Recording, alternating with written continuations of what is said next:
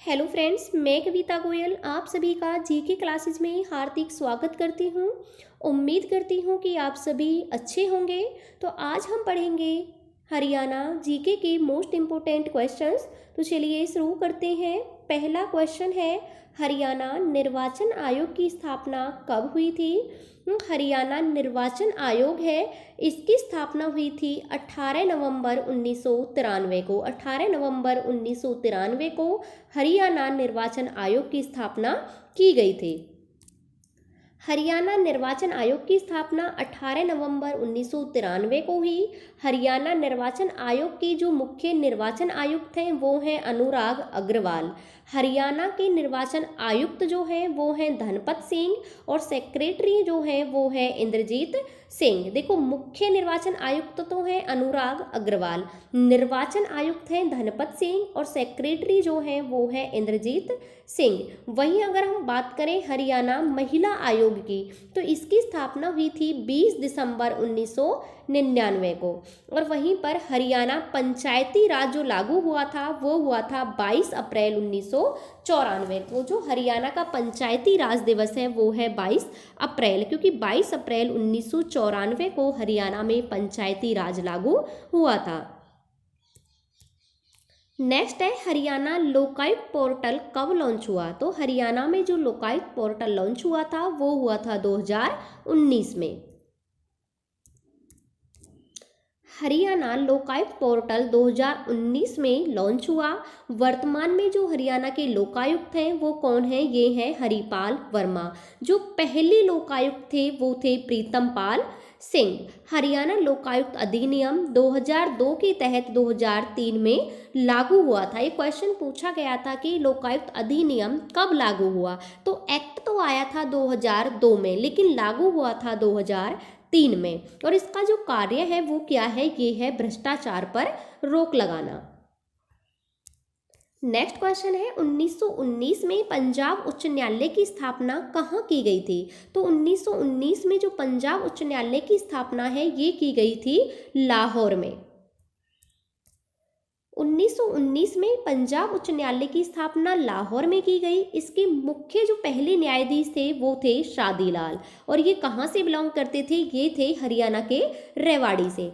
वहीं इस पे 1947 में लाहौर से शिमला इसे ट्रांसफ़र कर दिया गया था। तो लाहौर से शिमला कब ट्रांसफ़र हुआ था? 1947 में। और उस टाइम जो मुख्य न्यायाधीश बने थे वो बने थे कौन से? रामलाल।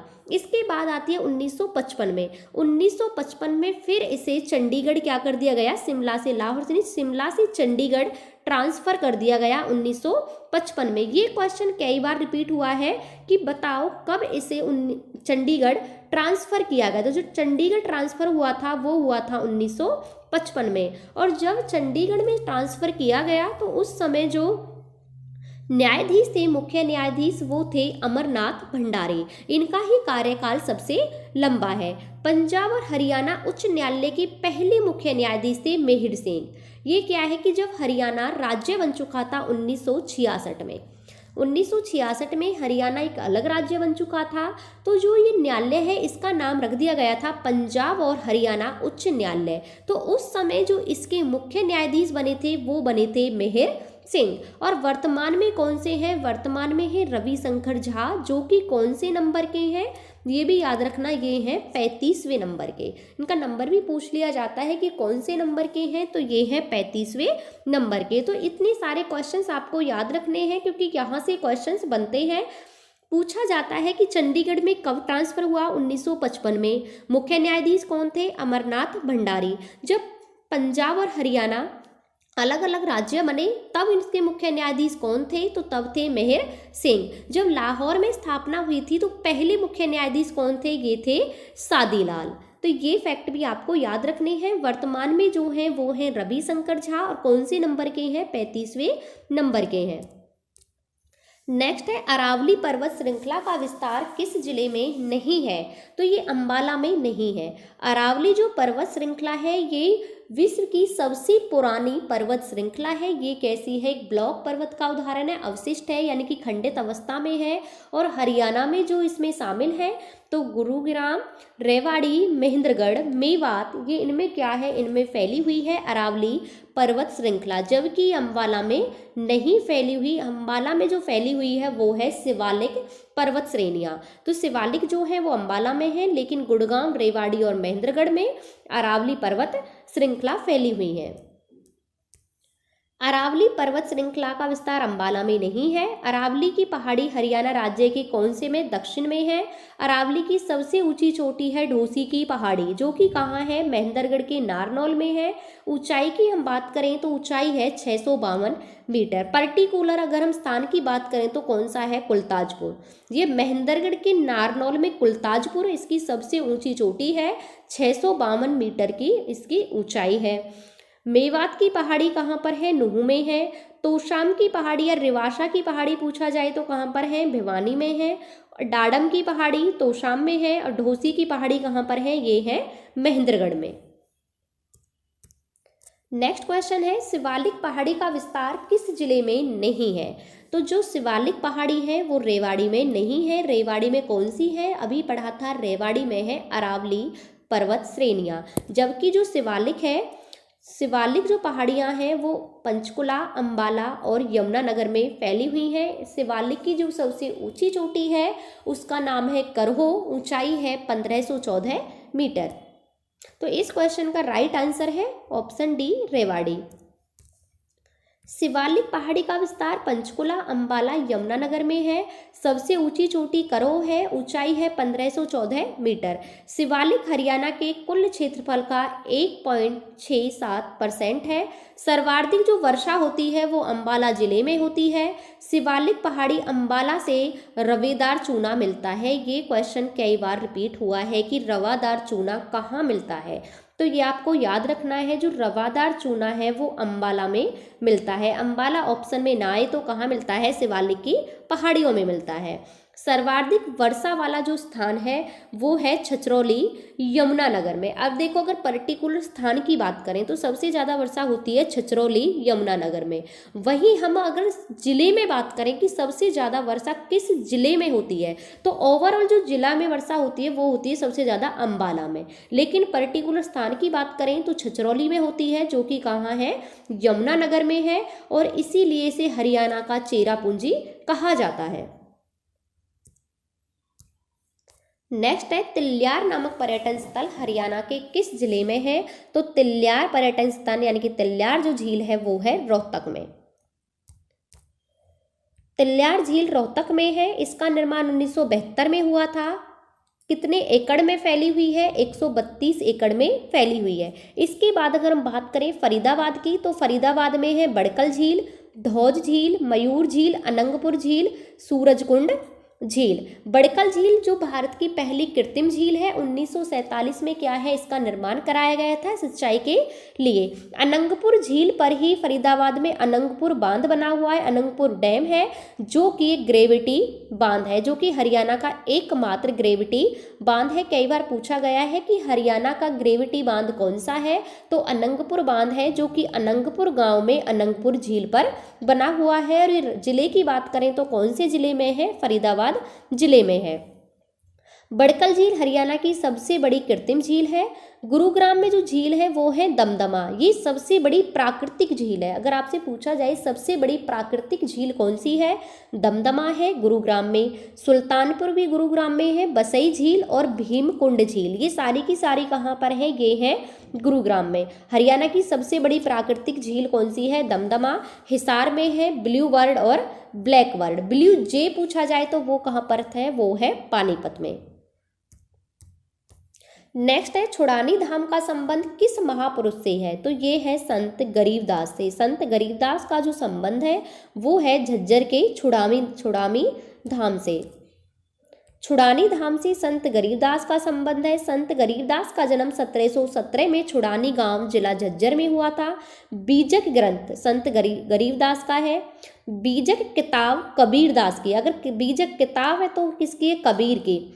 और ग्रंथ किसका है? गरीब का। देखो ऐसे याद रखना, गैसे ग्रंथ और गैसे ही क्या है गरीब, गैसे ग्रंथ और गैसे गरीब, कैसे किताब और कैसे कबीर। तो बीजक ग्रंथ संत गरीबदास का है और बीजक किताब संत कबीरदास की है। वहीं संत सूरदास की हम बात करें तो सूरसागर और सुरसावली किसकी है, संत सूरदास की है। और संत सूरदास कहाँ से संबंध रखते थे, ये थे फरीदाबाद के सिही गांव से। नेक्स्ट है राजा हर्षवर्धन ने थानेसर को अपनी राजधानी कब बनाया था, तो इन्होंने बनाया था 7वीं शताब्दी में। 7वीं शताब्दी में इन्होंने क्या था, अपनी राजधानी बनाया था किसे, थानेसर को, क्योंकि 606 ईस्वी में गद्दी पर बैठते हैं और 647 तक ये शासन करते हैं।